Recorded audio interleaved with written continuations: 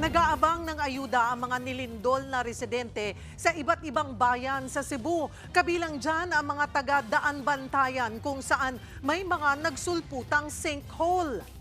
Live mula sa Cebu, nasa frontline ng balitang yan, si Mon Gualvez. Mon, kumusta na ang sitwasyon ng mga residente dyan?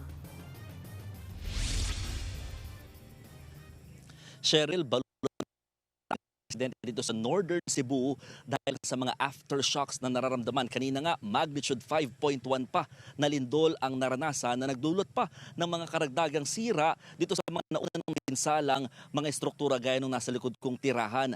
Kasabay nito, naghihintay pa rin ng ayuda ang marami sa mga residente at naantig naman ng ilang netizens sa kwento ng ilang mga kapatid natin pagdating sa pagbabayanihan. Lumapit ang matandang lalaking ito na may dalang sako sa donation drop-off booth ng isang grupo sa Cebu City. Humugot siya ng barya sa bulsa at nag-abot ng 19 pesos sa mga volunteer. Donasyon daw niya yan sa mga biktima ng lindol sa Cebu. Nagtanong pa raw ang lalaki kung nandun pa ang donation booth hanggang Lunes. Plano raw kasi niya mangolekta ng mga t-shirt para ibigay sa mga nilindol. Maraming netizens ang naantig sa kwentong ito. Maging mga volunteer na nakausap niya ay naiyak din sa donasyong ito. Nagtsatsaga sa init ang mga residente ito sa Bugos City habang naghihintay sa ayuda mula sa pribadong sektor. Sana bigyan na talaga kami dito kasi kanina pinakapila eh. Wala ba kaming kain talaga? Nagugutom na talaga kami. Sa bayan ng Medellin, nakaburol na ang 2 sa 14 na nasawi dahil sa malakas na lindol. Kabilang dyan ang 75 taong gulang na nanay ni Cherry Ann.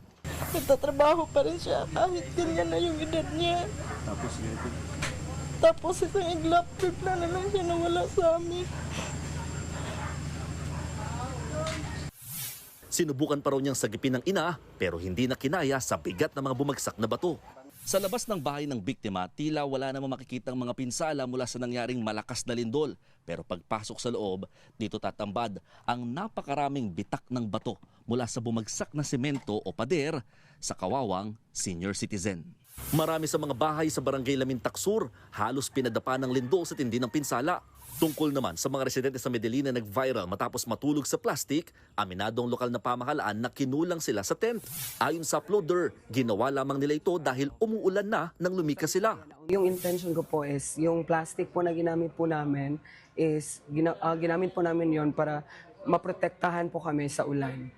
Ipinag-utos na ni Cebu Governor Pambari 4 na agad ipamahagi ang mga nakukuhang donasyon. Yun yung instructions ko sa kanila, dispatch right away. Hindi kami magigpit as far as relief operations is concerned. No? As you can see, ang dami-dami na.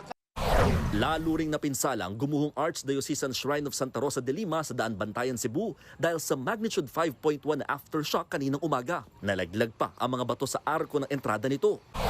Tumambad naman ang isang sinkhole sa barangay Paypay sa Daan Bantayan. Nasa 3 hanggang 4 na metrong lalim niyan. Sumasa ilalim na yan sa pagsusuri ng expedition doctor ng Philippine Mount Everest team na si Dr. Teddy Guerra. Bukod dyan, may 4 pang sinkhole na nadiskubre sa baybayin sa lugar.